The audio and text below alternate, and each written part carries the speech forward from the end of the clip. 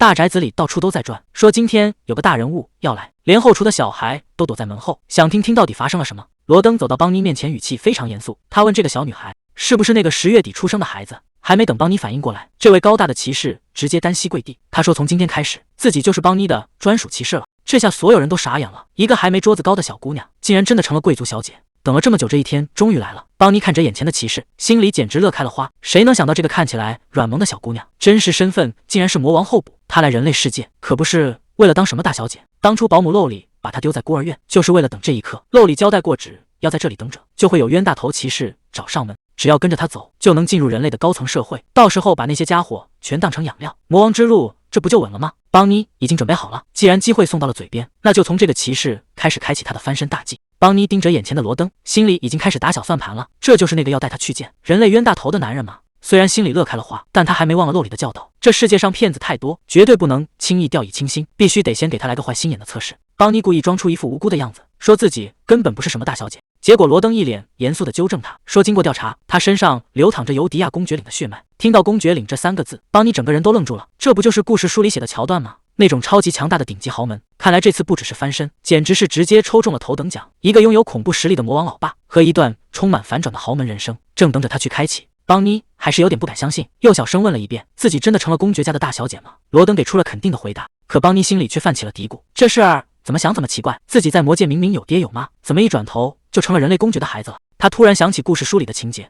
难道这就是传说中的认错孩子领错人，自己其实是个冒牌货？看着一脸认真的罗登，邦妮纠结要不要说实话，万一以后被拆穿了，那日子可就不好过了。就在这时，他想起了洛里的交代，管他是不是亲爹呢，只要能找个厉害的人类当靠山，顺顺利利长大才是正经事。既然对方主动送上门，那这个大小姐的身份他就先收下了。邦妮心里的小算盘已经打得啪嗒响了，她可没打算真的去当乖女儿，她的目标只有一个，那就是成为最邪恶的魔王。既然那个公爵老爸这么有钱，那就干脆把他当成工具人，反正他才不需要什么亲情，只要能榨干人类的钱包，让自己顺利长大就行。等到了羽翼丰满的那天，他就直接卷铺盖跑路，让这些人类见识一下什么叫真正的过河拆桥。想到以后无数人跪在地上求着给自己送钱的画面，邦妮差点没忍住笑出声来。看着罗登那副如释重负的样子，邦妮露出了最甜的微笑，大声答应了对方的邀请。既然决定要出发，那装备肯定得带齐。邦妮把心爱的玩偶和笔记本一股脑全塞进了小书包，在他眼里，这些可不是普通的玩具，而是他成为大魔王路上必不可少的秘密武器。尤其是漏里送的那本笔记，简直就是个万能外挂，不管遇到什么麻烦，只要翻开他就能瞬间搞定，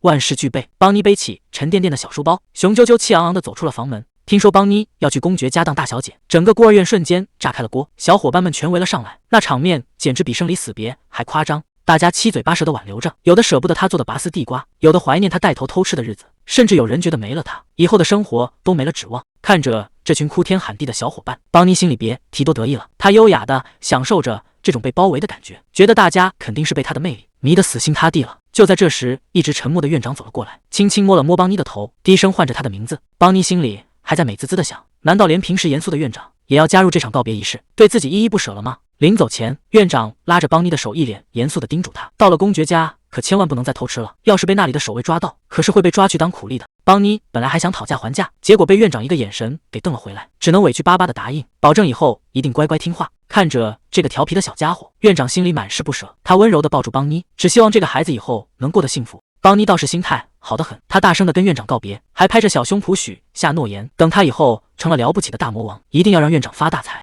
院长看着他远去的背影，无奈地笑了笑，不说明天要当英雄，反而吵着要当魔王，这确实很符合邦妮的性格。随着马车的轮子缓缓转动，邦妮终于离开了孤儿院，去迎接那个完全未知的豪门生活了。坐在摇摇晃晃的马车里，邦妮已经开始自我陶醉了，觉得自己现在不仅是故事里的主角，更是即将征服世界的超级大魔王。等马车驶进公爵府的大门，他整个人都看呆了，窗外的建筑又白又闪，简直比他梦里见过的还要华丽。罗登在一旁冷冷地提醒，从这里开始就是真正的公爵府邸了。邦妮趴在窗户边好奇地打量着外面，却发现府邸门口站满了人，而且全都是清一色的白衣服。他忍不住问罗登，为什么这里会有这么多穿白衣服的人？难道公爵家的人平时都喜欢穿成这样吗？还没等罗登回答，外面的人已经注意到了马车。罗登语气平淡地解释说，那些穿白衣服的都是神殿的人，专门负责净化怪物，还有铲除那些作恶的恶魔。邦妮一听这话，整个人当场就僵住了，脑子里只剩下4个大字：铲除恶魔。漏里一脸严肃地警告，神殿那帮人可不是好惹的，尤其是那些穿白制服的圣骑士，个个都是没心没肺的狠角色。邦妮听得整个人都僵住了，要是让他们发现邦妮的秘密，那还不得被生吞活剥了。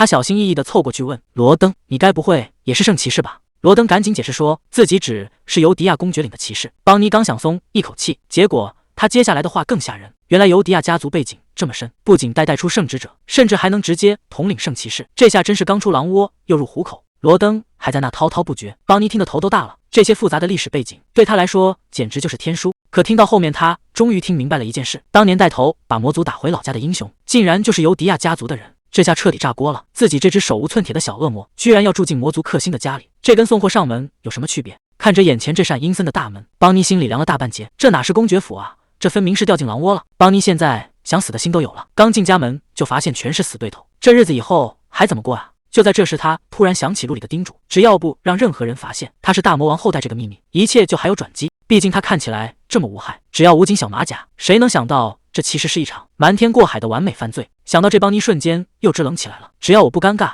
尴尬的就是别人。推开房门的一瞬间，他彻底被眼前的豪华给镇住了。看来这大小姐的生活也不是不能挑战一下。本以为能住进金窝窝，结果进屋一看，别说闪瞎眼的珠宝了，连个像样的窗帘都没有，屋里甚至还有股奇怪的味道。邦尼叹了口气，但转念一想，漏里以前读的书里说过，凡是能成大气候的魔王，小时候都得吃点苦头。看来这简陋的房间就是老天爷给他的考验。既然要当未来的大魔王，那就先从打扫卫生开始。邦尼撸起袖子一顿忙活，把心爱的玩偶摆得整整齐齐。看着焕然一新的房间，心里总算舒坦了点。就在这时，门外突然响起了敲门声，邦尼赶紧应了一声，门开了。进来的是女仆杰西，她看起来一板一眼的，说是从今天起负责照顾邦尼。邦尼这小家伙一兴奋，差点把心里话吐露出来，大声嚷嚷着自己是伟大的魔王。话还没说完，他突然反应过来，这要是被发现，估计当场就要被这家人给炖了。他赶紧一个急转弯，改口说自己是想当魔法师的4岁小孩。杰西倒是没多说什么，只是冷淡地宣布，从现在开始，邦尼就是尤迪亚家族的第52代旁系。虽然只是个不起眼的旁系身份，但好歹是混进来了。邦尼这颗悬着的心总算是暂时落了地。听到52这个数字，邦尼整个人都懵了。对于一个4岁的小孩来说，这简直就是个天文数字。杰西还在旁边耐心地解释，说这代表有2个20再加12。邦尼听的脑袋都要炸了，反正总结起来就一句话，这家里的人多得数不过来。更离谱的还在后面。杰西说邦尼在这些孩子里仅仅排在第16位，这下邦尼彻底坐不住了。在他的认知里，魔王爸爸的爱应该是独一份的，结果现在倒好，家里居然有52个娃。邦尼越想越绝望，这么多人分宠爱，魔王爸爸的腰都要被压断了吧？照这么发展下去，他想出人头地的梦想是不是还没开始就要夭折了？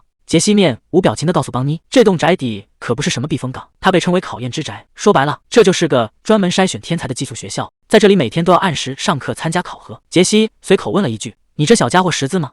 邦尼一听这话，立马挺起小胸脯，得意地宣布自己可是个天才，识字这种小事根本难不倒他。杰西听完也没多夸奖，只是淡淡的安排他进了 F 班，也就是等级最低的那一类。不过只要表现出色，想升到 A 班也不是没可能。最关键的是，接下来的召唤仪式才是重头戏，只要能召唤出厉害的使魔，邦尼就能直接跳级，这可是他翻身的最好机会。使魔到底是个什么东西？邦尼听得一头雾水。杰西一脸自豪地解释说，尤迪亚家族流淌着神的血脉，只要是家族成员都能召唤出厉害的神兽或者圣物。听到这儿，邦尼脸上的笑容瞬间僵住了。他突然意识到一个致命的问题，还有他这个所谓的大小姐身上哪有什么神之祝福啊？他想起以前漏里曾经警告过他，神圣力量和恶魔力量是死对头，要是弱小的恶魔不小心碰到了强大的神圣之力，那后果只有一个，就是当场灰飞烟灭，连渣都不会剩下。这下彻底完蛋了。邦尼脑子里全是自己化成灰的画面，他越想越后怕，赶紧拉住杰西问，万一我什么都召唤不出来呢？杰西听完愣了一下，显然没明白这有什么好担心的。他告诉邦尼，家族历史上从来没有失败的先例，只要身体里流着公爵的血，就100%能成功。这话听在别人耳朵里是安慰，听在邦尼耳朵里简直就是催命符。他心里很清楚自己根本就不是人类，更别提什么公爵血脉了，这哪是召唤仪式啊，这分明是大型处刑现场。要是到时候什么都召唤不出来，那他这个假冒大小姐的身份不就当场穿帮了吗？杰西交代完就先离开了，留下邦尼一个人在房间里发呆，看着空荡荡的屋子，他感觉自己就像个等死的囚犯，这接下来的日子到底该怎么混过去啊？邦尼现在想死的心都有了，他一头扎进被子里疯狂打滚，嘴里还不停地念叨着漏里。这下邦尼真的要完蛋了。就在邦尼崩溃的时候，公爵府的另一头气氛却冷得让人发抖。骑士罗登正恭敬地站在书桌前，向公爵鲁德布里德汇报情况。你查到孩子的父母是谁了吗？罗登低头回答，目前还没有任何线索。这下连公爵也坐不住了，祖辈为了扩张血脉，竟然想出这种疯狂的计划，甚至连私生子都不放过。他看着窗外，这种荒唐的试炼必须在他这一代彻底终结。要是让他抓到那个不负责任丢下孩子的混蛋，绝对不会轻易放过他。鲁德布里德若有所思地开口，听说那孩子在孤儿院住了很久，他以前到底是个什么样的孩子？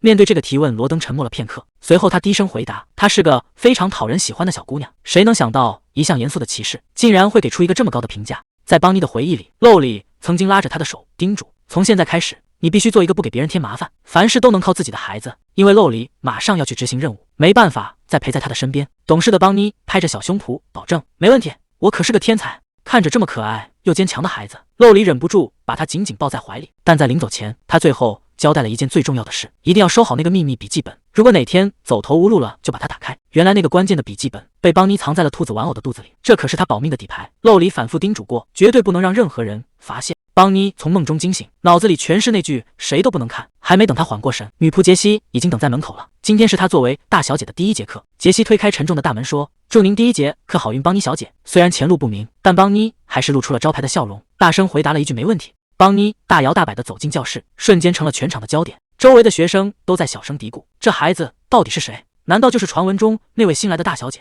听着这些议论，邦尼心里别提多得意了。他翻开书本，甚至已经开始幻想自己拿下100分惊艳全场的画面。毕竟在他的逻辑里，只有拿满分的天才才配得上公爵家大小姐的身份。可现实很快就给了他沉重一击。看着试卷上那满屏的红叉，邦尼彻底傻眼了。刚才还自信满满的小天才，转头就瘫在床上动弹不得。谁能想到这位大小姐的第一场考试竟然考了个大零蛋？这下别说惊艳全场了，能不能顺利毕业都成了问题。这下全完了，拼写0分，阅读0分，就连最基本的练习也是0分。老师看着邦尼这满纸的红叉，半天都说不出话来。其实这也不能怪邦尼，露里以前只教过他怎么听，根本没教过他怎么认字。这些复杂的文字对他来说简直就像天书一样。回到房间的邦尼彻底破防了，他抱着兔子玩偶 Toto， 觉得自己就是个0分小废柴，如果拿不到好成绩，就没办法在这个家里站稳脚跟，更别提去救那个超强老爸了。就在他垂头丧气的时候，门外突然传来了急促的敲门声。这么晚了，到底是谁会来找他？虚惊一场，推门进来的原来是女仆杰西。他有点担心这位新来的大小姐，毕竟头一回住进这种深宅大院，普通小孩早就吓得四处找人了。可邦尼的表现却让杰西感到非常意外，这孩子不仅没哭没闹，反而看起来精神头十足。杰西试探着问：“小姐昨晚睡得还好吗？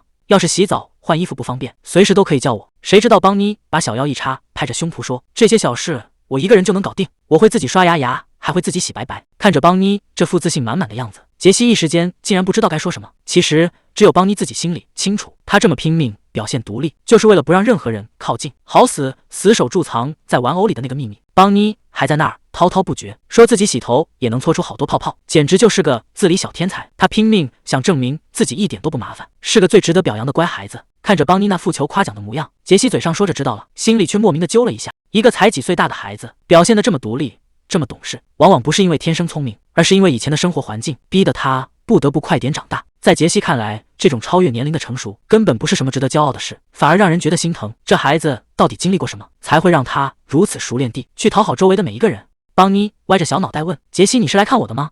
杰西这才猛地想起来，他是来传达重要通知的。因为邦尼是今年最后一个进府的孩子，所以那个神秘的召唤仪式日期就在今天定下来了。听到这句话，邦尼整个人直接僵在原地，感觉脑袋里轰的一声，他竟然把这件头等大事给忘得干干净净。那个决定命运的召唤仪式，杰西在一旁耐心的解释，只要在仪式上表现出色，就能给自己找个厉害的靠山，不仅有拿不完的礼物，甚至还能拥有专属的骑士，这不就是找个全能保镖吗？邦尼听得眼睛都亮了，要是真能找到这种大腿，那他是不是也能？谁能想到这孩子竟然开始做起了白日梦，幻想能找个霸道总裁当爸爸，把整条街的宝贝都给他买下来。看着邦尼这副干劲十足的样子，杰西心里却一阵发酸，这孩子到底是吃了多少苦，才会这么渴望父爱？他赶紧给邦尼泼了盆冷水，提醒他那只是监护人，而且能不能被选中还不一定，千万别抱太大的希望。可邦尼根本没在怕的，拍着胸脯保证自己绝对是天才，肯定能抱上一条最粗的大腿。杰西被这股自信给逗笑了，既然孩子这么有把握，那就看看这场仪式到底能带给他什么样的惊喜。说干就干，邦尼立刻在房间里翻箱倒柜，终于从柜子深处翻出了那个压箱底的宝贝。这是露里送给他的秘密笔记本，还特意嘱咐过，要是遇到搞不定的麻烦，这就是最后的救命稻草。他一咕噜爬上床，迫不及待地翻开了第一页，果然里面的内容让他瞬间底气十足。看来这次的召唤仪式已经是稳操胜券了，毕竟邦尼可是个不折不扣的天才，这笔记本里的内容简直神了。露里竟然早就预料到邦尼会被公爵家收养，甚至连他现在的担心都猜得一清二楚。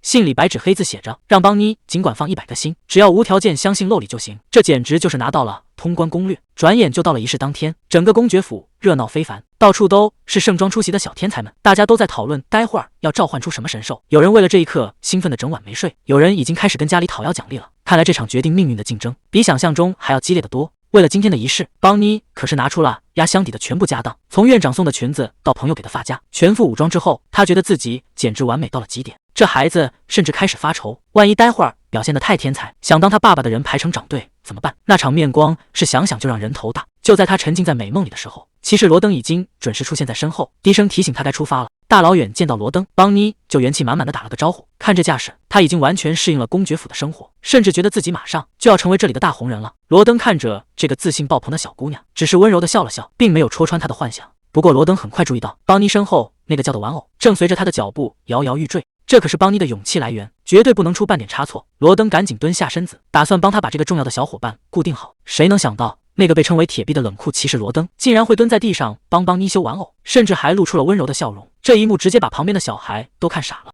大家都在私下嘀咕：这还是那个传说中的罗登吗？难道大家都集体眼花了不成？就在这时，女仆杰西拍了拍手，示意所有人已经到齐，该出发去仪式现场了。邦妮蹦蹦跳跳的跟在罗登身边，好奇的打听待会儿要去哪。罗登低声告诉他，目的的是公爵府主宅里的小神庙，这里就是传说中的祝福之屋，只有在最重要的召唤仪式上才会开启。邦妮一听要去神庙，整个人都愣住了。与此同时，公爵府的2位少爷也被叫到了跟前。克莱恩天天在外面游荡不着家，基里尔则是宅在房间里死活不出来。看着这2个性格极端的儿子，鲁德布里德也是头疼的厉害，直言他们是想把自己这个当爹的给累死。看来在仪式正式开始前，这公爵府里的家庭矛盾得先火热的预演一波了。克莱恩这小子真是个社交悍匪，居然把神圣的召唤仪式说成是小孩子的才艺表演，还大言不惭的让老爹别计较他平时的缺席。这话一出，鲁德布里德差点没当场气晕过去。就在气氛僵住的时候，萨拉梅优雅的开口补了一刀，说克莱恩最近正忙着赌博鬼混呢。听到赌博这2个字，公爵彻底炸毛了，指着克莱恩的鼻子大骂他丢尽了家族的脸。克莱恩吓得赶紧摆手否认，辩解说自己那是去收集情报。眼看自己快顶不住了，克莱恩赶紧把矛头指向旁边的基里尔，好奇这个平时大门不出的弟弟今天怎么射的离开祈祷室了。面对哥哥的质问，基里尔一句话也没说，那眼神深沉的让人心里发毛。原来连基里尔都是被老爹用长期出差威胁，才不得不坐在这儿喝茶。他一脸不耐烦，觉得这种仪式纯粹是在浪费时间。听说那些被排挤的孩子也要参加，克莱恩嘴上一点不留情面，甚至用流浪猫来形容他们，结果被旁边的鲁德布里德冷冷的警告，让他说话注意点分寸。克莱恩倒是无所谓的笑了笑，直言想看看那些孩子到底是废物，还是能让人大吃一惊的天才。基里尔虽然嘴上说着不抱期待，但还是跟着站起了身。既然孩子们都已经快到了，这几位大人物也该动身了。画面一转，邦妮已经跟着人群进到了大殿内部，这里大的简直离谱，到处都亮堂堂的。就在这时，邦妮注意到祭坛中心放着一个像水滴一样的透明球体，这东西到底有什么用？杰西一脸严肃地宣布，这里就是进行召唤仪式的祈福间，所有孩子都得按规矩排好队，被叫到名字的就上前去接受命运的安排。周围的小孩都紧张的不行，可邦妮心里却稳得很，因为昨晚漏里才跟他打包票，说他一定能召唤出那种超级厉害的大家伙。在邦妮的幻想里，自己直接召唤出了一条无敌黑龙，帅到没朋友。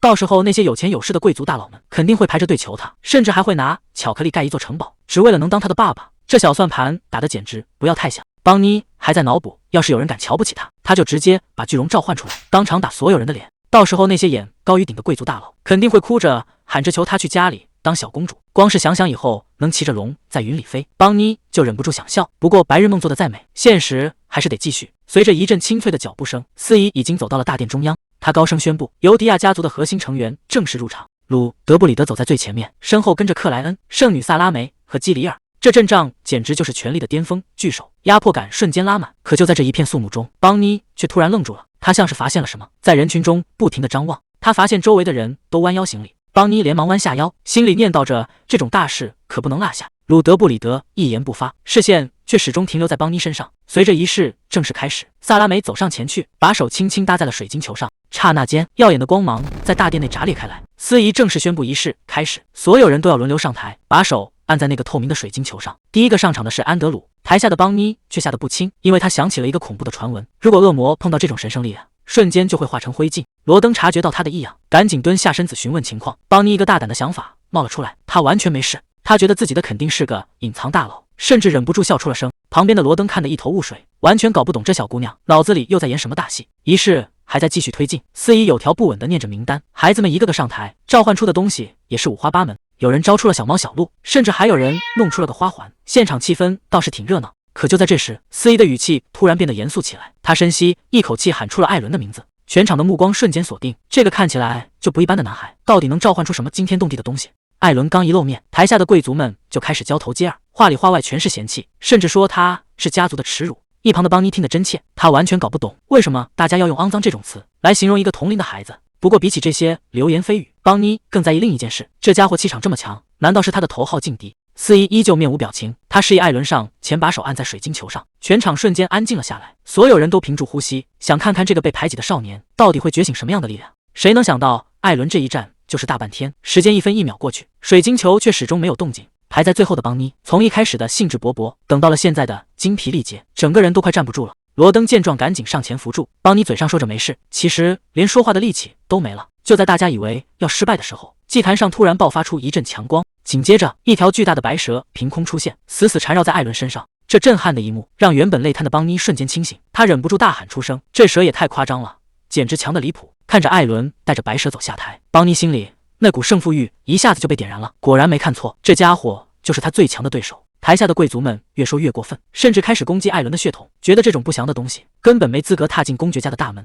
就在这时，一声巨响震碎了所有的议论，吓得邦妮整个人都弹了起来。刚才还嚣张跋扈的贵族们瞬间集体哑火，谁也不敢再多说一个字。鲁德布里德眼神冷得像要杀人，他环视四周，语气里满是压迫感。我就站在这里，你们倒是吵得很欢啊！邦妮被这阵仗吓得不轻，心里直犯嘀咕：这个爷爷也太凶了。看来大人们果然都讨厌吵闹的小孩。趁着大人们不注意，邦妮悄悄溜到了艾伦面前。艾伦一眼就认出了她，这就是那个刚进门的私生女。他冷冷的开口问：“你过来干什么？”谁能想到邦妮的脑回路完全不一样，他两眼放光的盯着那条大白蛇，居然问能不能摸一下。还没等艾伦反应过来，这小姑娘已经直接上手了，一边摸还一边傻乐。这下轮到艾伦懵了，这孩子到底怎么回事？难道他一点都不知道害怕吗？邦妮还反过来安慰他：“没关系的，反正大家都是一样的。”邦妮突然放出了豪言壮语，说自己不仅要做第一名，还要画出一条巨龙来。艾伦听得一头雾水，完全搞不懂这小丫头脑子里到底在想什么。就在这时，轮到邦妮上场了，她大声答应着，雄赳赳气昂昂地走到了台前，看着她那副自信满满的样子，艾伦还在后面纳闷：巨龙？什么巨龙？在众人的注视下，邦妮按照指示把手伸向了那个神秘的装置。谁也没想到，就在她触碰的一瞬间，整个世界仿佛都被强光吞没。邦妮一头扎进了这个奇幻空间，这里到处都是亮闪闪的光芒，跟她刚才在外面看到的一模一样。她兴奋地攥起小拳头，认定这里面一定藏着宝贝，肯定就是那条传说中的黑焰巨龙。邦妮在云端撒欢地跑了起来，一边跑还一边给自己打气，一定要把那条龙找出来，然后把它画在自己的左胳膊上。就在他飞过一片树林时，树底下一个黑漆漆的小点瞬间吸引了他的注意。邦妮开心地大喊一声：“找到了！”那个散发着诡异气息的黑影，难道真的就是他要找的巨龙吗？邦妮看准时机，对着那个黑漆漆的小球直接一把薅了过去。在尤迪亚公爵领地一直流传着一个古老的说法，召唤仪式持续的时间越长，出来的东西就越厉害。鲁德布里德在旁边看着，心里很清楚，这通常意味着正在憋大招，出来的不是神兽就是圣物。可邦妮这次测试的时间已经长得有点离谱了。台下的贵族们开始坐不住了，大家交头接耳，都在议论这件破天荒的大事。要知道，就算是血统最纯正的直系成员，测试时间最多也就30-40分钟，可现在邦妮竟然已经坚持了1个小时，这在家族历史上还是头一回。连现任公爵鲁德布里德，还有天才少年基里尔，当年都没能撑过1个小时。看者台上那个小小的身影，台下那些旁系贵族们眼神里突然多了一种奇怪的期待。现在的直系权力太大，压得他们这些旁系根本喘不过气。如果这时候能出个异类，对他们来说反而是个机会。哪怕邦妮只是个来历不明的私生女，只要她能中大奖，这公爵领的天恐怕就要变了。就在那一瞬间，闪瞎眼的强光终于散去，全场鸦雀无声，都在等着看那个惊世骇俗的宝物。邦妮坐在椅子上，还没从刚才的幻境里回过神，一个白花花的小东西顺着她的裙摆直接滚到了地上。台下的贵族们全都伸长了脖子，有人忍不住问：“那是一颗蛋吗？”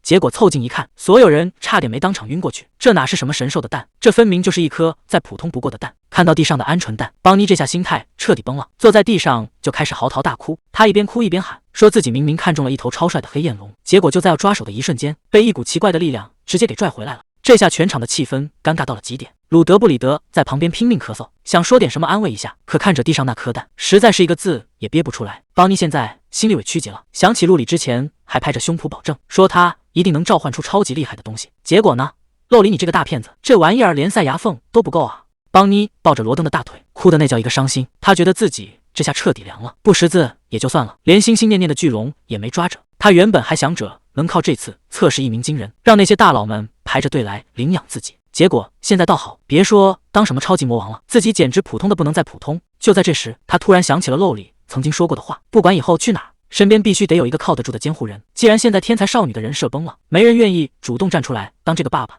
那事情就只能换个办案了。邦妮抹了一把脸，眼神瞬间变得不一样了。既然天赋靠不住，那就只能靠硬实力了。谁会拒绝一个富可敌国的小孩呢？既然没人排队领养，那就开启下一步计划，搞钱才是硬道理。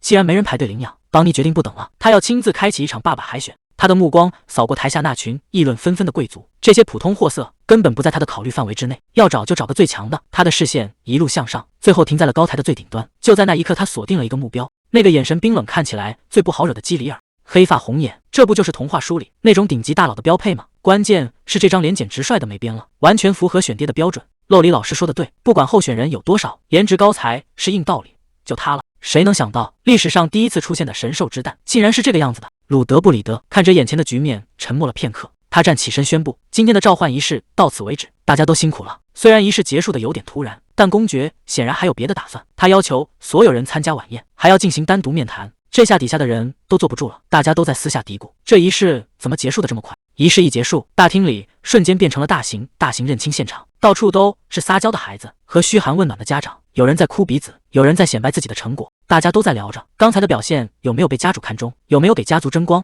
在一片欢声笑语中，只有邦妮孤零零地站在原地，怀里死死抱着玩偶，没人抱她，也没人夸她，这种热闹好像跟她一点关系都没有。就在这时，他像是察觉到了什么，猛地抬起头，看准了目标。邦妮在心里已经管他叫爹了，不过为了稳妥起见，还是先叫监护人候选人吧。既然决定要抱大腿，那动作就要快。他二话不说，直接对着远处的基里尔就是一个90度大鞠躬。这一套操作把旁边的女仆都看愣了。行完礼之后，邦妮撒丫子就跑。基里尔站在高处，看着这个奇怪的小女孩。其实从进门开始，他就已经注意到她了。毕竟在一群孩子里，像她这么能折腾敌，确实不多见。他的嘴角竟然微微勾起了一丝弧度。原来刚才仪式提前结束，是因为公爵大人笑场了。他平时见惯了那些刻板的小天才，哪见过邦妮这种不按套路出牌的？基里尔算是看明白了，自家老爹表面严肃，其实根本抵挡不住可爱的东西，甚至还是公爵的神兽，亲自把这孩子给找回来的。虽然邦妮确实流着公爵家的血，但他的生父到底是谁，至今还是个谜。这种复杂的背景让他的处境变得非常微妙。基里尔盯着远处的邦妮，总觉得这孩子身上散发着一种说不出的奇怪能量，一种极度不干净的气息，那种感觉就像是来自深渊的怪物。其实这么多年来，艾伦一直都是被所有人排挤的对象，大家像躲避瘟疫一样躲着他，背地里的指指点点从来没停过。有人说他是半人半兽的怪物，有人说他到了满月就会吃人，甚至还有人诅咒他，问他为什么不去死。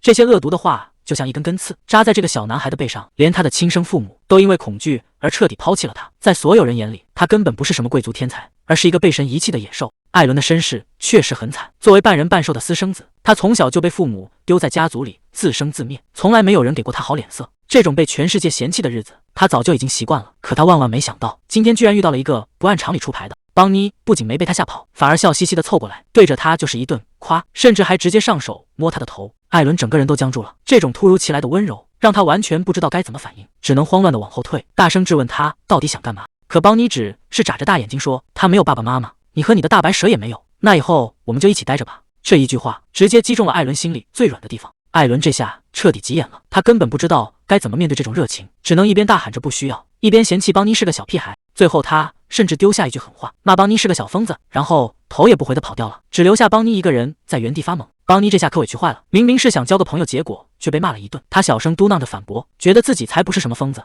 他抱着玩偶叹了口气，像个小大人一样感叹，这年头社交生活可真是太难了。他现在唯一的愿望就是希望能快点长大。仪式结束后的礼堂里，到处都是父母在夸奖自家的孩子，有人承诺要买漂亮裙子，有人急着去向长辈报喜，整个大厅充满了欢声笑语。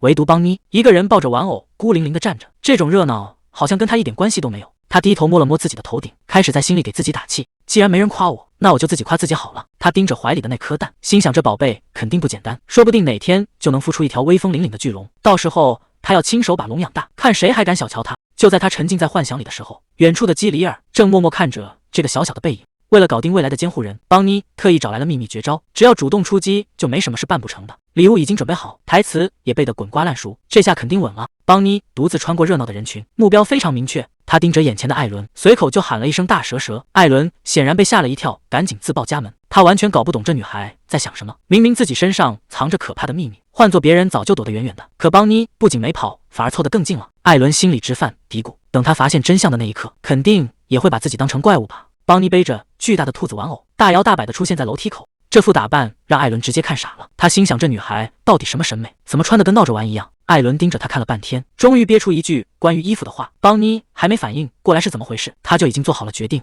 晚点带你去买新衣服，现在跟我走。邦妮答应得那叫一个干脆，他主动牵起艾伦的手，两人就这样并排走着，正式踏入了这扇华丽的大门。宴会厅里金碧辉煌，到处都是盛装出席的大人物，到处是推杯换盏的谈笑声，热闹的简直像另一个世界。第一次来到这种大场面，邦妮不仅一点都不怯场，反而对周围的一切都充满了好奇。艾伦看着眼前热闹的宴会，心里早就打好了算盘，他觉得邦妮肯定没见过这种大场面，万一被吓坏了怎么办？所以他决定寸步不离地守在旁边。可他显然低估了邦妮的胆量，还没等他反应过来，这小姑娘已经跑没影了。等他再抬头的时候，整个人都傻了。邦妮竟然凑到了基里尔面前，对着这位冷冰冰的大人物甜甜的喊了一声帅哥，甚至还问人家想不想养他。更离谱的还在后面，他直接比了个剪刀手，说自己现在正在清仓大处理，只要看中了就能带回家。艾伦在后面看得满头黑线，他到底知不知道自己在跟谁说话？时间回到5分钟前，原来邦妮早就计划好了一切。他先是像模像样的给自己打气，说今天一定要找个靠山回来。还没等艾伦反应过来，他丢下一句马上回来，就迈着小短腿跑开了。艾伦在后面看得一头雾水，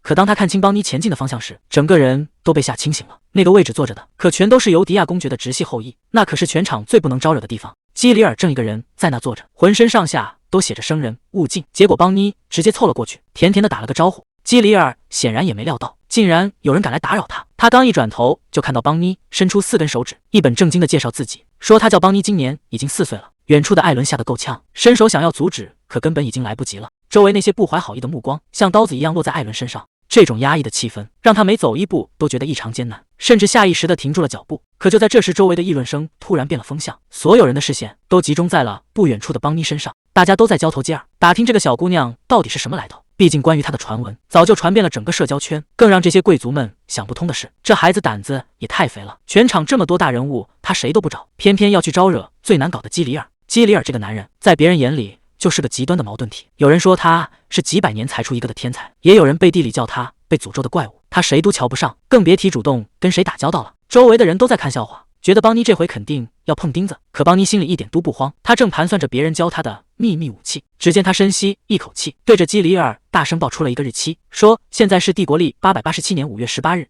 这话听起来莫名其妙，可基里尔的反应却有点不对劲，他竟然没有直接赶人，而是沉默地盯着这个小不点。邦妮这波操作直接把全场的人都给看傻了，他本来想说各地名，结果年纪太小，舌头打结，半天也没说明白。谁能想到那个冷冰冰的基里尔不仅没有不耐烦，反而破天荒地露出了笑脸，甚至还温柔地帮他纠正发音。这下周围的人全炸锅了，大家都在私下议论，太阳是不是从西边出来了？基里尔竟然会对一个小姑娘这么有耐心。邦妮一看气氛到位了，赶紧趁热打铁，抛出了关于神秘疾病和解药的大秘密。这一套连招下来，基里尔显然是被彻底勾起了好奇心。看来邦妮这波天才推销已经成功了一大半。邦妮刚才那番话把在场的大人们都给吓了一跳，连一向稳重的鲁德布里德都露出了不敢相信的神情。基里尔更是直接蹲下身子，盯着邦妮的眼睛，一字一句地确认那些情报，关于爆发疾病的时间、地点，甚至连解药的名字都对上了。看着基里尔在那琢磨，邦妮心里别提多得意了。他早就料到对方会问是怎么知道的，连标准答案都提前备好了。只见他不慌不忙，从怀里掏出了准备好的杀手锏，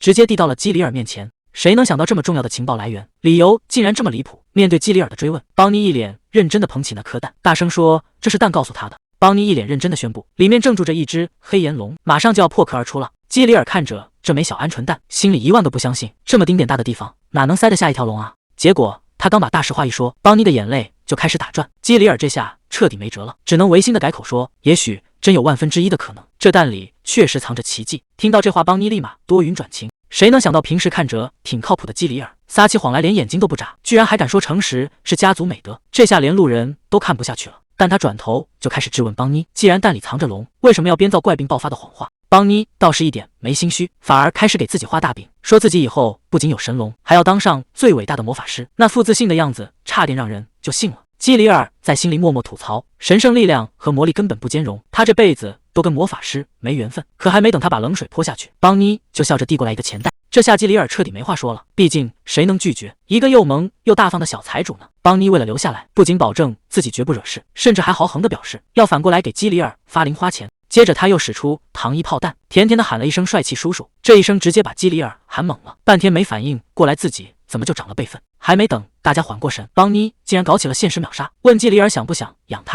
这副急着把自己推销出去的模样，让在场的大人们全都看傻了。克莱恩在旁边差点笑喷，全场的气氛瞬间变得诡异又好笑。基里尔盯着这个小不点，确认他是不是真的在找监护人。邦妮认真地点了点头，说只有这样他才能快点长大成人。基里尔还是想不通，明明周围有那么多人，为什么这小丫头偏偏就盯上了自己？邦妮给出的理由很简单，因为她有黑色的头发，还有一双红宝石般的眼睛，这在别人眼里可是大忌。原来基里尔这副长相一直被传承是恶魔的诅咒，大家都觉得诡异又不吉利，平时连提都不敢提。可邦妮却两眼放光，大声宣布这简直酷毙了，不仅是她最爱，更是她见过最漂亮的颜色。他还凑到基里尔耳边，一本正经地开启了夸夸模式，说长得帅的人才最重要。基里尔显然还没缓过劲来，他盯着邦妮又确认了一遍：“你真的觉得这双被诅咒的眼睛很漂亮？”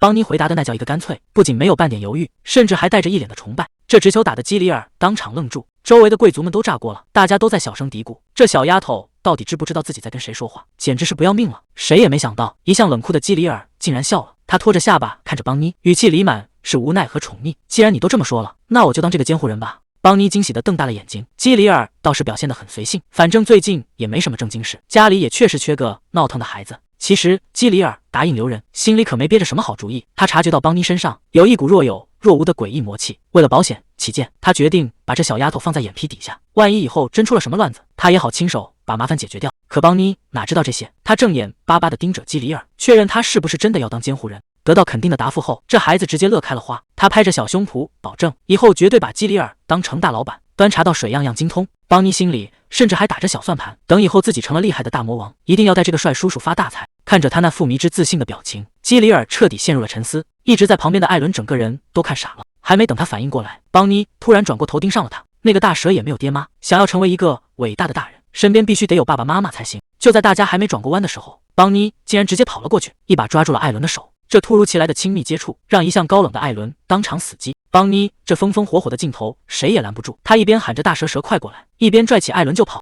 他觉得叫叔叔实在太生疏，既然都要当监护人了，那关系肯定的再进一步才行。基里尔耐心地告诉了他的名字，邦妮听到名字后眼睛一亮，立马改口叫起了少爷。接下来的话更是语出惊人，他指着身边的艾伦，一脸认真地跟基里尔商量。他说艾伦也需要快快长大，问基里尔能不能跟他一起把这个小少爷也给养大。面对邦妮这种离谱的邀请，基里尔整个人都僵住了。他活了这么久，还是头一次遇到这种场面。艾伦吓得赶紧解释，邦妮立马捂住他的嘴，嘘，别说坏事。邦妮还在那儿一本正经的保证，说自己不仅能照顾好艾伦，连红薯和土豆都能种得特别好。这跳跃的思维把艾伦都听傻了。谁也没想到，一向冷酷到底的基里尔盯着他看了一会儿，竟然松口答应了。这下整个宴会厅彻底炸锅了，大家都在私下议论，那个对什么都无所谓的基里尔居然会接受这个来历不明的孩子，连远处的鲁德布里德都看愣了。邦妮倒是走得潇洒，临走前还不忘礼貌地打个招呼，说下次还要再来玩，只留下基里尔在原地一脸茫然。到了晚上，鲁德布里德终于坐不住了，直接把基里尔叫过去训话，怪他当着那么多人的面先斩后奏。谁知道基里尔更绝，他一脸淡定地说，父亲不是一直想抱孙子吗？现在一儿一女正好凑个好字。这话一出，鲁德布里德差点没当场气晕过去，这辈分还没搞清楚呢，基里尔就已经把家谱都想好了。这小子真是个不按常理出牌的疯子。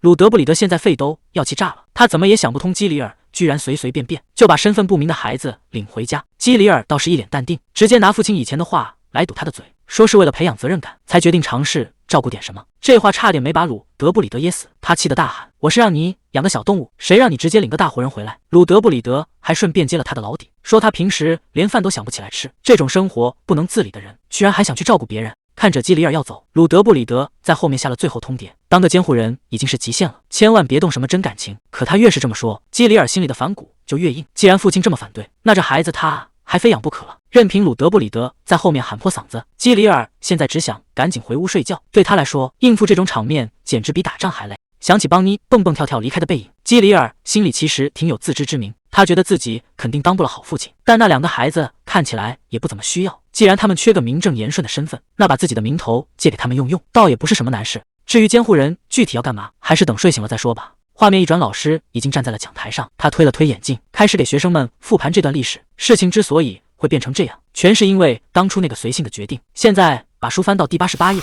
结果邦妮刚翻开书就遭遇了大型翻车，这些扭来扭去的文字在他眼里简直跟乱码没区别。这下麻烦大了，邦妮这才意识到自己竟然是个彻头彻尾的文盲。看着别人都有妈妈教或者请家教，他只能抱着枕头默默自闭。露里温柔地告诉他，别担心，书本可是知识的宝库，既然不认识，那我们就从头开始学起。刚才还垂头丧气的邦妮，现在已经彻底满血复活了。他暗暗发誓，一定要好好识字，毕竟在这个世界上，没点文化以后连饭都吃不饱。可理想很丰满，现实却穷得叮当响。邦妮把存钱罐翻了个底朝天，结果里面掉出来的只有可怜巴巴的几枚硬币。这点钱别说请老师了，估计连买本书都不够。邦妮这才想起来，之前的积蓄早就花得一干二净，这下学习计划还没开始就要夭折。不过天无绝人之路，邦妮突然想起路里教过他的秘籍，既然兜里没钱，那就要想办法自己去赚。漏里曾经神秘地告诉他，只要学会了这一招，不管走到哪里都饿不死，那就是靠观察去模仿别人。看来为了能读上书，邦妮这是准备要使出杀手锏了，是时候重启那个大招了。邦妮眼神一变整，个人气场瞬间拉满，这可是当初连孤儿院都能拿下的超级无敌迷人计划。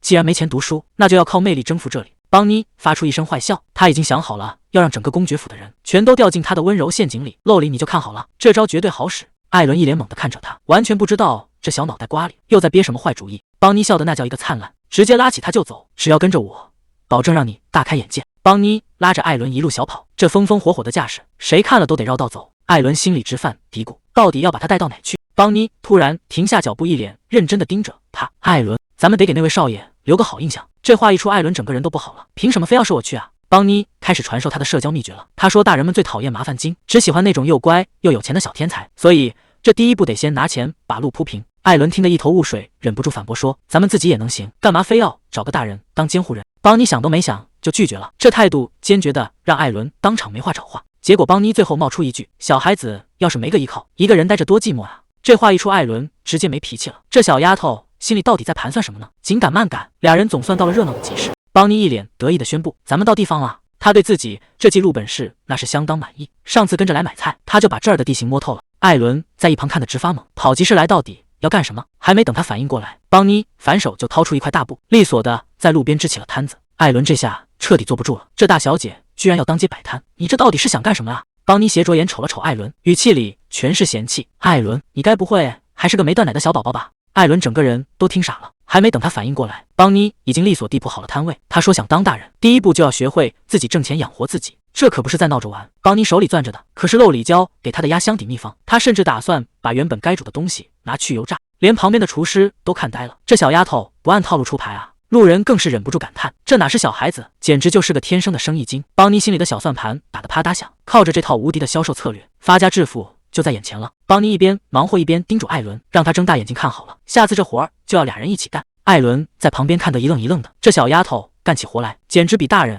还要利索。紧接着，邦妮直接开启了疯狂推销模式，对着路过的帅哥美女一顿猛夸，那小嘴甜的瞬间就吸引了一大波人围观。他拍着胸脯保证，这东西好吃到能让人忘乎所以，而且今天只要5个硬币，走过路过绝对不能错过。看着邦妮这副自信满满的样子，艾伦在一旁彻底没话说了。鲁德布里德敲着桌面，声音冷得像冰渣子。他问下属那个消息到底是不是真的？情况比预想的还要糟糕，卢比亚领地确实爆发了怪病，医生查不出原因，当地甚至还想把这事儿瞒下来。鲁德布里德当机立断，要求立刻把消息压死，并派自己的人马带上东西，连夜赶过去处理。等屋里只剩他一个人的时候，他看着窗外陷入了沉思。难道那个像鹌鹑蛋一样的小丫头真的有预知未来的本事？就在公爵还在怀疑人生的时候，集市那边的金币已经开始哗啦啦的往兜里钻了。看着眼前这一堆亮闪闪的金币，邦妮嘴角的笑根本藏不住，他得意地宣布，邦妮现在也是个有钱人了。不仅赚到了钱，他还给自己买了识字课本，打算以后把人类的语言彻底学明白。这志向可不是一般的大。可还没高兴多久，邦妮看着枕头上那颗蛋又犯了难，这玩意儿到底该怎么处理啊？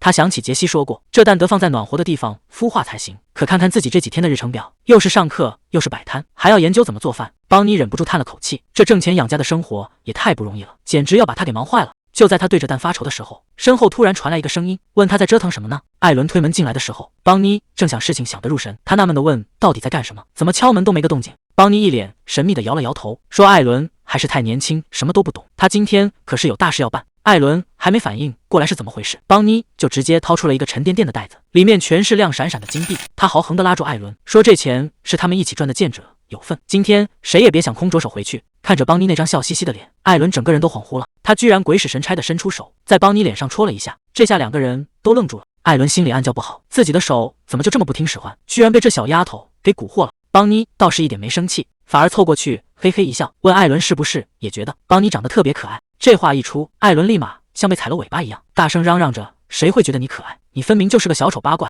艾伦现在心里乱成了一团麻，刚才那个动作实在太丢人了，他在心里疯狂纠结，这下到底该怎么办才好？结果下一秒他竟然直接抓住了邦妮的手，还大声嚷嚷着要带她去见少爷，说这可是他给出的特殊优待。可邦妮根本没想那么多，笑眯眯的就答应了下来。本以为能带邦妮好好逛逛，结果刚到大圣堂门口，气氛就不对劲了。周围的人开始指指点点，说这小畜生怎么也在这，真是到了八辈子没。艾伦心里咯噔一下，看来之前那场风波还没过去，大家还是把他当成公爵家的耻辱，甚至有人咒他赶紧消失，别再丢人现眼了。感觉到周围满满的恶意，艾伦下意识抓紧了邦妮的手，这地方恐怕待不下去了。就在艾伦快要崩溃的时候，邦妮突然拉住他的手，奶声奶气的说没关系，他说等他长大就会变成最厉害的大法师，到时候谁都不敢欺负他，甚至还计划着等那条黑龙出生了，也要让他去当魔法师。艾伦听得一愣一愣的，这都哪根啊？原本压抑的心情瞬间被逗乐了，他再也憋不住了，当着所有贵族的面大笑出声。这下轮到那帮嚼舌根的人猛了，艾伦笑的眼泪都快出来了，还在那学邦妮说话，问他到底什么是魔法师。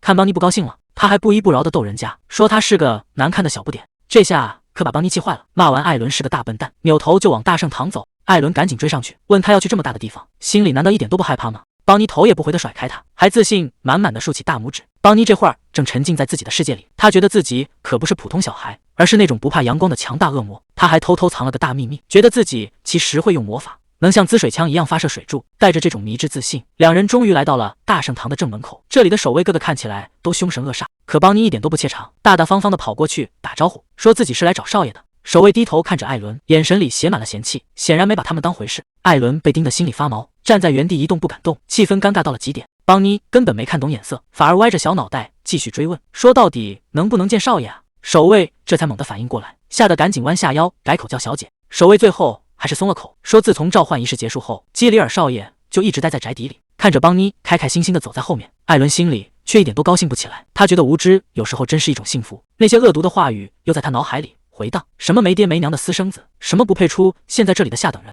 这些羞辱像针一样扎在他心里，让他觉得眼前这华丽的走廊更像是一个充满恶意的陷阱。他甚至怀疑这一切都是个冷酷的玩笑，毕竟像他们这样身份的人，真的能被这个地方接纳吗？艾伦看着身边无忧无虑的邦妮，心里却莫名有些心疼。他知道这孩子比任何人都需要帮助，大人们那些肮脏阴暗的想法，纯真如他，恐怕连想都想象不到。看着邦妮在华丽的走廊里跑来跑去，对路边的花瓶都觉得新鲜。艾伦的眼神变得越来越坚定，他心里很清楚，在这个充满敌意的地方，自己就是邦妮唯一的依靠，哪怕前路再危险，他也一定要保护好这个小丫头，绝不让她受到半点伤害。走廊尽头出现了一座巨大的雕像，守卫一脸自豪地介绍说，这就是尤迪亚公爵家族的象征，传说中的神兽凤凰。邦妮听得眼睛都直了，兴奋地跟着大喊凤凰，可转头他就开启了奇妙的脑洞，觉得这大鸟还没自己的玩偶威风，在他的小脑袋瓜里，自己才是最厉害的。至于这只大凤凰，顶多算是个漂亮的小豆丁。说话间，守卫停下了脚步，厚重的大门就在眼前。他低声提醒两个孩子，目的的已经到了。守卫恭敬地敲响了房门，向屋里的基里尔报告说，邦妮小姐已经带到了。可话音刚落，屋里突然传出一阵乒乒乓乓的乱响，像是撞倒了什么重物。这突如其来的动静让门口的三个人全都愣住了，气氛一时间变得非常尴尬。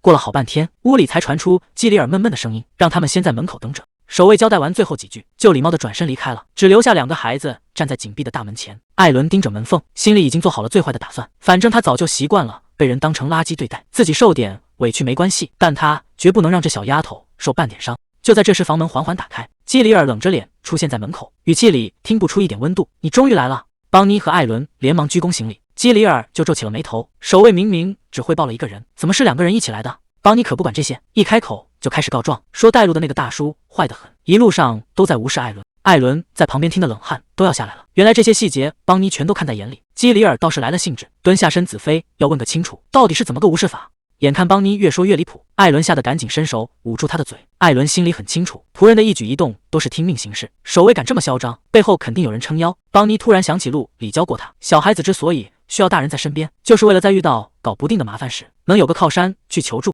毕竟靠他自己肯定是打不过那个强壮的骑士，但现在不一样了，他面前就坐着一个现成的大人。基里尔听完这番逻辑，啊，真的吗？爸爸得好好训斥他。基里尔这一声爸爸叫出口，全场瞬间石化。基里尔倒是没发火，反而单膝跪地认真了起来。他问邦妮是不是只想利用他的名号，根本没打算让他当监护人。艾伦在旁边急得直跳脚，拼命解释这只是个玩笑，觉得像基里尔这样的大人物肯定是在逗小孩子玩。可基里尔的眼神瞬间冷了下去，玩笑？在他这里可从来没有玩笑这两个字。基里尔这一脸淡定的反问，直接把艾伦给惹毛了。他大声指责基里尔，就是喜欢看他们这些小孩满怀期待最后又落空的窘迫样。谁知道基里尔根本不按套路出牌，反而笑着反将一军，问艾伦是不是因为要多个爸爸，所以才这么兴奋。这一句话直接让艾伦彻底宕机，半天憋不出一句反驳的话。倒是旁边的邦妮突然来了精神，非要问基里尔想不想当自己的爸爸。基里尔可没打算放过他步步紧逼，非要邦妮承认是自己先开的口。看着眼前的局面，邦妮突然想起陆里曾经的告诫，在这个世界上，人类是最不可信的生物。陆里牵着他的手走在深夜里，他说人类的陪伴都是有期限的，一旦你长大成人，他们就会毫不犹豫地离开。所以想要不被讨厌，不被抛弃，就必须让自己变得有价值，做一个永远有用的孩子。这是邦妮学到的第一条生存法则。那时候的邦妮满心满眼都只有陆里一个人，她甚至觉得只要能永远在一起，就算讨厌全世界也没关系。可现在洛里不在身边，那些关于信任和利用的教导成了他保护自己唯一的武器。洛里看着怀里的邦妮，简直要被这股可爱劲儿给融化了。他甚至开始怀疑人生，这么单纯的孩子为什么要被安排去当什么反派？可心疼归心疼，该教的生存法则一点没落下。他叮嘱邦妮绝对不能对人类产生感情，更不能渴望那种虚无缥缈的爱，因为在他的逻辑里，人类全都是自私的利用者。他甚至教邦妮要把身边的人都当成软柿子，像插吸管一样把他们的价值全部榨干。邦妮虽然听得似懂非懂，但还是乖巧的跟着点头附和，嘴里喊着要榨干他们。可谁能想到，洛里费了半天劲洗脑，邦妮心里想的却是另一回事，他还是想要一个爸爸。基里尔直接问他是不是不喜欢爸爸，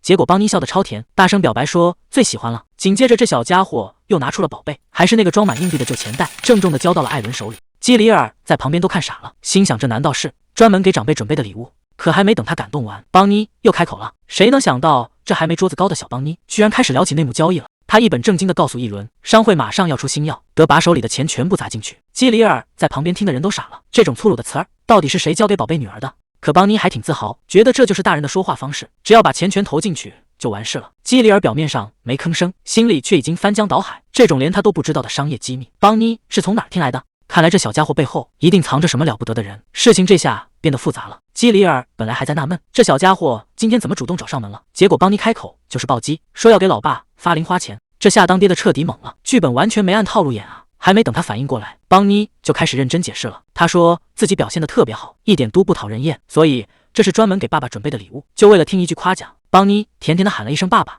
邦妮这小家伙被摸头的时候笑得那叫一个甜，可他还没忘了身边的小伙伴，指着艾伦说也要给他来一个。基里尔当时就愣住了，估计他这辈子都没干过这么温柔的事儿，但他居然真的笑了。艾伦吓得连连摆手想拒绝，结果基里尔的大手已经稳稳地落在了他头上，这下小男孩彻底僵在原地了。邦妮在旁边看得可开心了，直接给基里尔发了张好人卡，夸他是全世界最好的爸爸。临走前还不忘礼貌告别，说欢迎下次再来。看着邦妮离开的背影，基里尔的眼神瞬间冷了下来。他心里很清楚，这小家伙身上带着魔力的痕迹，他甚至怀疑邦妮故意接近自己，背后肯定藏着什么不可告人的目的，所以才把他留在身边盯着。可就在这男人准备开启侦探模式的时候，脑子里突然冒出一个念头，这孩子实在是太可爱了，这种理智和情感的拉扯让他瞬间觉得脑壳痛。算了，现在想这些阴谋诡计太麻烦，他决定暂时把怀疑放一边，反正只要他还在眼皮子底下，真相早晚会水落石出。公爵府1年1度的大日子到了，所有完成召唤仪式的孩子都要接受鲁德布里德的亲自面试，这可是决定前途的关键时刻。可是在这群孩子中间，关于公爵的传闻一个比一个离谱。同学在那儿绘声绘色的讲鬼故事，说公爵是个超级凶的大魔头，听说只要回答慢了1秒钟就会被骂得狗血淋头，而且他最讨厌别人撒谎，甚至还会偷偷把没用的孩子卖掉。这小男孩越说越起劲，连偷吃零食会被重罚这种事都说得跟真的一样，把旁边的邦妮听得一愣一愣的。邦妮抱着兔子缩在沙发里，心里已经把公爵画成了一个又贪婪又可怕的大反派。这还没见面呢，印象分就已经跌到谷底了。面试正式开始了，艾伦被叫到名字的时候，邦妮还在旁边抱着玩偶，开启了她的无敌幻想模式。这小姑娘觉得自己厉害坏了，手里不仅握着重要的情报，还藏着一只未来的黑焰巨龙，觉得自己简直是公爵府的救星。她在那儿越想越美，甚至觉得自己能赚钱又聪明，这次面试肯定能拿满分，整个人都快要飘到天上去了。旁边的艾伦看着她那副傻样，一脸的无语，完全猜不透这女孩脑子里又在演什么奇奇怪怪的剧本。就在这时，仆人敲响了公爵书房的大门，提醒邦妮该她进场了。书房里的气氛冷到了冰点，鲁德布里德头也不抬，语气里没有一丝温度，只是冷冷地吐出2个字：进来。大门缓缓推开，杰西领着邦妮走了进来。邦妮不仅没有被吓到，反而元气满满的打了个招呼，奶声奶气地说自己才4岁，还管这位威严的公爵叫爷爷。面对这种热情，鲁德布里德只是冷淡地回了句知道了。可邦妮完全没被吓住，反而自顾自地爬上了那张大椅子。谁能想到，这位冷面鲁德布里德表面稳如泰山，心里却在疯狂感叹，这孩子近看怎么能这么可爱。为了掩饰尴尬，他赶紧找了个话题，顺手还推过去一盘精致的甜点，说是听说有人上次偷吃被训了，这次特意准许他吃。可邦妮盯着眼前的点心，心里却拉响了警报，这哪是零食啊，这分明是鲁德布里德给他的生存测试。小家伙一脸严肃地拒绝诱惑，觉得自己聪明极了，绝不能掉进这种陷阱里。这下轮到鲁德布里德猛了，明明是想示好，结果这孩子怎么完全不领情？难道是自己准备的口味不对吗？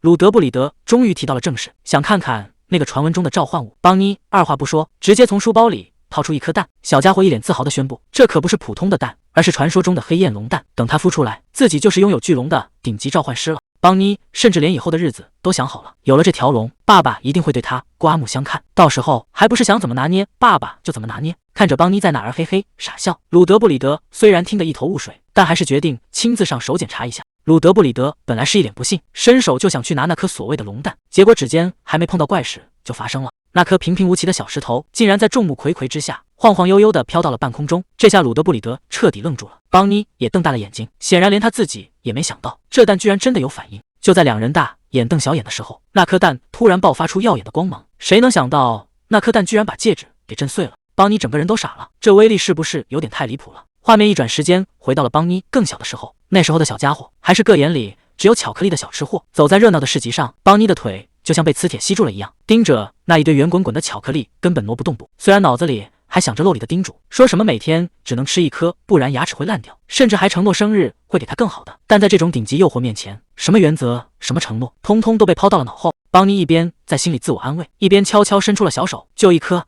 真的就只吃这一颗。这下真的完大了，那颗原本只有巧克力大小的蛋，在吸收了神识的力量后，竟然当着鲁德布里德的面开始膨胀。看着鲁德布里德那张阴沉的要滴水的脸，邦妮吓得魂都飞了，心里不停的哀嚎，完蛋了，这回真的闯大祸了。鲁德布里德死死盯着这颗怪蛋，他发现是情远没有那么简单，这东西不仅变大了，甚至还散发出一种自主的意识，难道说这玩意儿竟然是活的？眼看局面就要失控，邦妮迈开小短腿拼命冲了过去，一把抱住那个烫手山芋。看着邦妮手里的破布袋，鲁德布里德整个人都凌乱了。这小家伙不仅没逃跑，反而一本正经的开始道歉。他说自家的蛋宝宝还小，平时乖得很，从来不咬人，刚才纯粹是因为肚子饿了，才不小心把戒指给吃了。这离谱的借口听得鲁德布里德半天没说出话来。就在他以为这事儿够荒唐的时候，邦妮竟然又语出惊人。他颤巍巍地举起那个小布袋，小声问鲁德布里德能不能用这里面的东西把刚才那个戒指买下来。鲁德布里德这下是彻底被气笑了，那可是镶嵌了神石的顶级戒指，这小丫头居然想用一袋子破烂就把他给打发了。邦妮这下彻底慌了，难道是自己带的钱不够？这下可真要没戏了。他小声试探着问，这些真的还不够吗？谁能想到刚才还一脸严肃的鲁德布里德竟然直接伸手取下了戒指，递到邦妮手里。鲁德布里德不仅没嫌钱少，还说买完这枚戒指，剩下的钱也全归邦妮了。这下轮到邦妮傻眼了，原本以为要倾家荡产，结果反而成了小富婆。看着邦妮这副可爱的样子，这位冷面鲁德布里德明显有点扛不住，只能一边咳嗽一边转移话题。他强装镇定地拿出成绩单，准备开始正式的面试。鲁德布里德看着手里的成绩单，语气里满是赞赏。邦妮竟然在10岁以下的孩子里拿到了第1名，这下连邦妮自己都懵了，原来这段时间的努力真的没有白费。鲁德布里德顺势问了一句，既然你这么优秀，长大后想成为什么样的人？谁能想到刚才还乖巧可爱的邦妮竟然语出惊人，他说自己长大以后要当一个超级大魔王。这话一出，整个房间瞬间安静了。这孩子的志向是不是有点太离谱了？意识到自己差点说漏嘴，邦妮赶紧改口说自己其实是想当一个超级厉害的大魔法师。鲁德布里德倒是没多想，反而提议让他去当圣女，毕竟在尤迪亚家族那可是离神最近地位最高的存在。这下邦妮可坐不住了，要是真去当了圣女，她怕是要灰飞烟灭。她只能一本正经的胡说八道，说自己就是喜欢魔法师。没想到鲁德布里德竟然信了，还一脸欣慰的在纸上记录。聊完了梦想，鲁德布里德又盯上了邦妮召唤出来的那个神秘蛋。他研究了半天也没看透，觉得这东西要么是件圣物，要么能孵化出什么了不得的神兽。结果邦妮一脸得意的宣布，这里面住着的可是传说中的黑焰龙。这话一出，鲁德布里德直接沉默了。他怎么也没想到，这孩子不仅想当魔王，连中二魂都这么重。看着邦妮那副认真的样子，这位见多识广的鲁德布里德这辈子头一回被一个孩子整得没话说了。鲁德布里德一边记录，一边随口问了一句，要不要来点饼干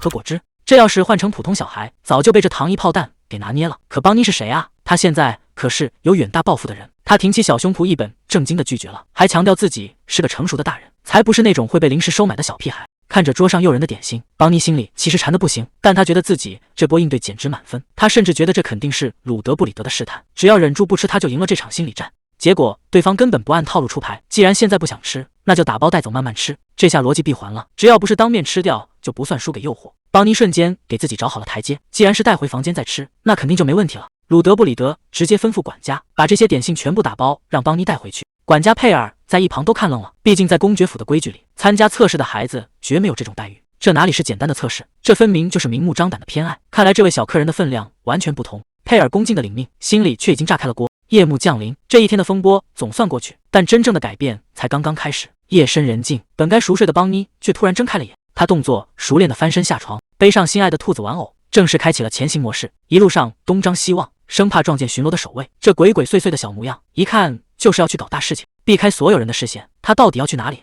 大半夜不睡觉溜出来，原来邦尼是想偷偷憋个大招。只见他伸出小手，一股神秘的力量开始在掌心汇聚，随着一声稚嫩的咒语，金色的魔法泡泡破空而出。看着眼前的成果，邦尼忍不住笑出了声。忙活了半天，邦尼终于收集到了3瓶枫糖浆，这可是他辛苦攒下的战利品。不过这羊毛也不能逮着一棵树薅，按照漏里教的规矩，每棵树最多只能取3次枝叶。眼看周围能用的树越来越少，邦尼已经开始发愁了，得赶紧给自己找个新财路才行。就在他想得入神时，身后突然传来一个冰冷的声音，基里尔像个被后灵一样，悄无声息地出现了。这下坏了，大半夜偷摸搞钱被当场抓包，邦尼吓得魂都要飞了。就在邦尼吓得要摔倒时，基里尔一个箭步冲上来扶住了他。这么晚了，你怎么还没睡？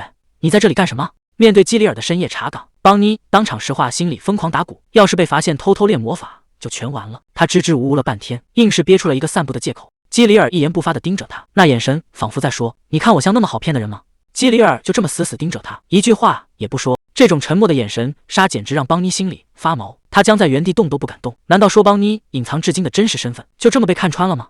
基里尔盯着他看了半天，最后却只是叮嘱：大半夜的一个人乱跑太危险，以后绝对不许再犯。这下邦尼总算松了口气，赶紧乖巧点头答应，只要能糊弄过去，让他说什么都行。看来只要表现得够听话，就没人会怀疑到他身上。他甚至觉得自己真是个天才。基里尔没再多说什么，只是温柔地摸了摸他的头，要亲自送他回房间。基里尔把他送到门口，叮嘱他赶紧进去休息。邦尼乖巧地答应着，心里总算松了一口气。这一天过得简直像坐过山车，好在最后有惊无险。现在只要进屋关上门，一切就都安全了。可就在他准备进屋的时候，基里尔突然在身后叫住了他。邦尼下意识地回头，却看到基里尔正似笑非笑地盯着他，语气平淡地问了一句：“你会用魔法吗？”这一句话直接让邦尼整个人都僵住了。这突如其来的提问差点让邦尼当场露馅，他只能拼命摇头装傻，说自己根本不知道什么是魔法。基里尔沉默了片刻，最后只是淡淡地说了一句：“看来是他看走眼了。”便催促他赶紧回房睡觉。邦尼哪敢多留，一溜烟就钻进了房间。可他不知道的是，基里尔独自站在空荡荡的走廊里，眼神却变得越来越深沉。他回想着刚才那一瞬间，那种感觉绝对不会错。刚才到底发生了什么？看来这个小家伙身上藏着的秘密比他想象的还要多。刚才那一瞬间绝对就是魔法，可是情远没有这么简单。因为想要启动召唤仪式的抉择之球，身上必须拥有神圣力量才行。这说明邦尼体内还藏着神力，但这在常识里根本不可能。神圣力量和魔法就像水和火一样，从来都没法在一个人身上共存。基里尔站在原地陷入沉思，除非是像历史上那个传说中的人物一样，如果真是那样，这个看似天真的小女孩身份恐怕要吓死所有人了。历史上确实有人能同时掌控2种力量，但这对邦尼来说绝对不是什么好事。如果他是魔族，就要被除掉；如果是异能者，也得被带走关起来。理智告诉基里尔，只要把这个麻烦交出去，他就能彻底清净了。可脑子里却全是这孩子天真的样子，想起他曾眼巴巴地说想要快点长大，还说长大需要一个监护人。基里尔被自己的念头吓了一跳，难道他真的要亲自守护这个麻烦吗？这个想法一冒出来，连他自己都愣住了。这种莫名其妙的保护欲到底是从哪来的？基里尔走在月色下，突然意识到一个事实，不管他愿不愿意，现在他确实就是那孩子的监护人。他自嘲地笑了笑，心里竟然冒出一个荒唐的念头，还没听他亲口叫过一声爸爸呢，要是现在就把他交出去，确实有点太亏了。回想起邦尼平时的样子，这孩子从来不主动求助。基里尔无奈地叹了口气，这孩子懂事的让人有点看不透。其实他完全可以再任性一点，多像个小孩子那样闹腾闹腾。可谁能想到，才过了没几天，家里就出事了。基里尔猛地停下动作，盯着眼前的女仆问：“你说什么？”基里尔派去暗中跟踪的人传回了一个糟糕的消息，邦尼和那个叫艾伦的小男孩竟然被领地的守卫给抓了。其实邦尼只是想要钱，因为没有钱，在这个世界上根本寸步难行。没钱就赶紧滚，别在这儿赖着不走。房东的叫骂声传遍了走廊，躲在架子后面的邦尼看着眼前这一幕，心里已经有了别的打算。没钱就要卷铺盖走人，在这个地方同情心可换不来房租。漏里低声下气地哀求着，说是因为最近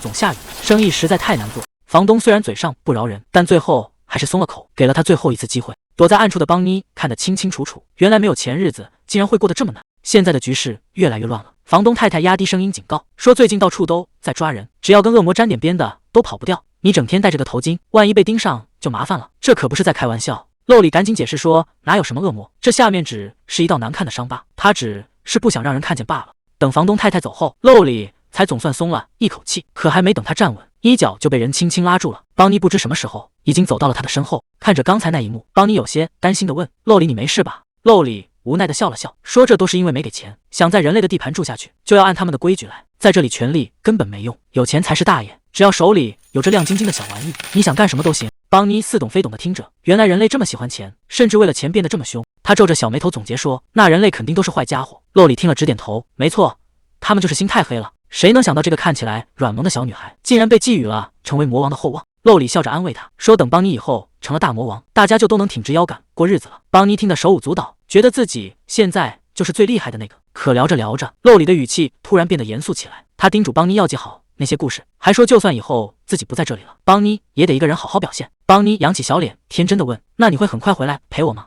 面对这个问题，露里却陷入了长久的沉默。离别的日子终究还是来了，露里蹲下身子叮嘱邦尼说，他们很快就要分开一段时间，但只要邦尼快快长大，以后一定能再次找到他。邦尼一直记着露里的话，在这个世界没钱就没法生活，所以他必须得想办法赚点钱。可现实远比想象中要难，眼前的官员板着脸，嘴里不停念叨着什么许可证，还有各种乱七八糟的税收规定，这一大堆复杂的词儿，听得邦尼满头都是问号。他现在脑子里乱成一团，一个字也听不进去了。眼前的官员一脸无奈，他实在想不通，什么样的父母会放任小孩出来赚钱。他语气严肃地警告邦尼，如果不赶紧交代家里的地址，就要把他当成奴隶抓起来。奴隶这两个字简直就是邦尼的噩梦。他想起路里曾经科普过，奴隶每天都要干重活，还得不停地切洋葱流眼泪，甚至连饭都吃不饱。邦尼越想越害怕，要是这件事传回公爵府，那个冷冰冰的基里尔肯定会大发雷霆，说不定会直接把他赶出家门。想到基里尔冷酷地说出，从今天起你不再是我女儿，邦尼整个人都彻底崩溃了，这下真的要出大事了。鲁德布里德公爵支着大门，骂他是整个家族的耻辱，让他立刻从这个家里滚出去。虽然这只是邦尼脑子里的幻想，但那种被抛弃的恐惧感却真实的让他喘不过气来。邦尼心里很清楚，要是让人知道公爵家的千金竟然在外面干这种丢脸的事，那他就真的彻底完蛋了。到时候不仅没人再护着他，恐怕连公爵府的大门他这辈子都进不去了。